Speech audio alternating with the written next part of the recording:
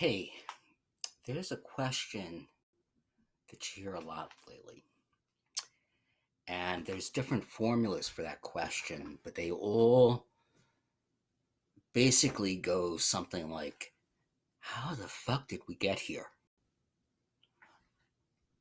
How is this happening? We have, the United States. This virus has killed 150,000 people.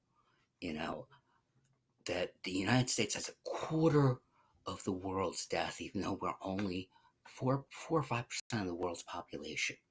You know, and not only is that happening, but we have an attorney general who has compiled this Gestapo-like paramilitary force that was used to attack peaceful protesters for a political campaign photo op. Um, and that same president has sent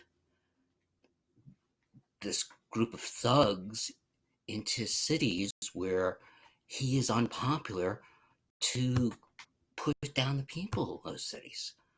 Um, and people are like, how is this happening? How did we come to this point? And that is a very valid question. And part of the answer begins with something known variously as the Great Compromise, also known as the Connecticut Compromise.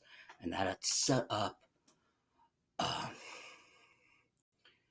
the system that we know as the Electoral College, but it also determined something about the way the balance of power happened between states that were agricultural and those that were industrial.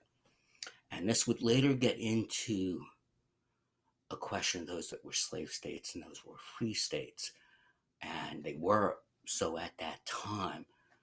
But we're going to go even differently, going to concede just that difference there.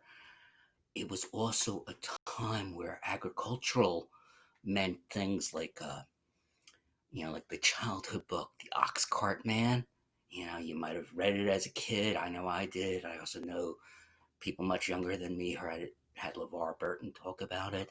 It was this kind of thing where, you saw to most of your needs and you made a little bit of money. You were talking about, anywhere from 20 acres to a few 100-acre farms.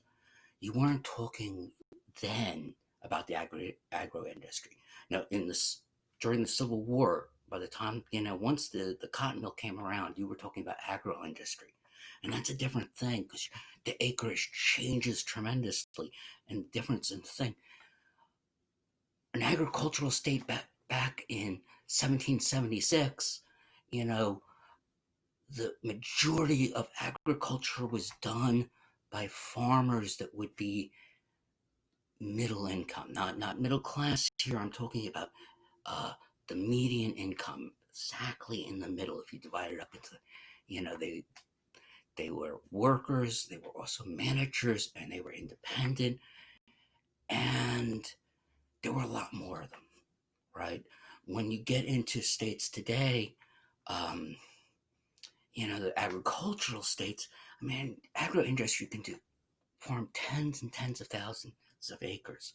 So if you go into some agricultural states, the majority of the population is actually in the 20% because there are people who have incomes or wealth that allow them to live anywhere, and they live where they are able to own a lot of land. Um, and so not only are these populations smaller, but they're also wealthier. And I'm going here. This is the beginning of an article we did a year or two ago about abolishing the Electoral College. It's also dealing with this question of the states and the Senate. Because by the year 2040, one half of the population in the US will live in 8 states, with an additional 20% of that population living in the next most populous states. And that would mean that 70 of the US senators, that's the majority, that's a supermajority of the senators, will be selected by 30% of the population. That percentage of population is older, it's whiter, and it's wealthier than the vast amount of the population. I want to go even further here. That's the wrong one. Currently, and this is not 20 years from now, this is today. There are 7 states with populations, and this is, let's go back actually to the Great Compromise. When you get into the Great Compromise there, the Electoral College is composed of your entire delegation to the Congress, both the Congress and the Senate. So if you have, say, like Kansas, you have 4 congressmen, and you have 2 senators, you have 6 Electoral College votes, right? And your amount of congressmen is based on your population, and this is the balance there. Remember, this is why Trump was found innocent in his most recent impeachment, because the Senate votes.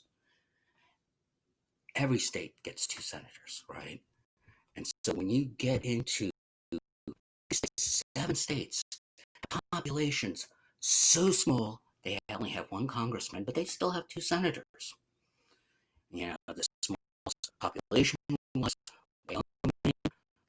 578,759. Vermont, 603,000. South Dakota, 884. Alaska, 731. North Dakota, 762,000. Delaware, 973,000. Montana, the only one with 1 million. That's a total of 5,623,778. And by comparison, New York City alone has 8,399,000 people. Close to 3 million more than all of those 7 states combined. And yet they have 17 senators. I add Rhode Island there, that would be the next biggest. It does have 2 congressmen. It's just about 1 million, just over 1 million as well. So even that is. Now, when you get into the next 8 biggest states, they range from Maine there with 1.3 down to Kansas with 50 million. The total under 15 million, not even twice the population in New York City alone. So between that and the 8 states, including Rhode Island, that's 32 of the senatorial votes. Population, even these 2 combined, aren't the population in New York City alone. So this is the thing. All these people, like I said, they tend to be older, they tend to be whiter, they tend to be wealthier, and because of this system, they have much more power. Because they have a disproportionate amount. And so you have people like in, Idaho, 2 congressmen, 2 senators, Nebraska, so forth, South Dakota, North Dakota. They're hearing the stuff about Portland, and they're hearing it by this man, liar talk. They're hearing their information from this, from Sean Hannity. They're hearing a distorted amount of the truth, and yet they have a disproportionate amount of power. And this is why Trump isn't impeached. We have a system that is imbalanced. Um, these people who are spreading this misinformation. I mean, and I'm that's an epithet. I'm saying like in the way that it sounds like an epithet, but it's based factually. I mean, these are the people who were saying that the coronavirus is a hoax. These are the people who were discouraging Trump. Was promoting not wearing masks. Remember the Liberate Minnesota, things? The Liberate, you know, they did it right here in Virginia, and these were rebellions against taking a simple safety, public health regulation or rule into effect that would have saved tens of thousands of lives and would have done our economy better. Our economy is falling behind. The rest of the industrialized world is putting us behind them. We're the ones still struggling with it because we're got this system where we're locked in, controlled by people. I'm not a spring chicken. I'm in my 60s. I'm an old guy. And you know what? I don't want to see someone older than me running for president. You know? Um, very soon we're going to be having August 2nd come up. That slum ass, that's a time of the year where, the grains ripen and plants put their seed into the next generation. And it's a thing to remember that, any culture whose interest is serving people who are in their 70s or 80s and ignoring the rights and needs and liberties of people who are in their 18s, 20s, 30s, 40s, that society is going to die. And we need to do something about that.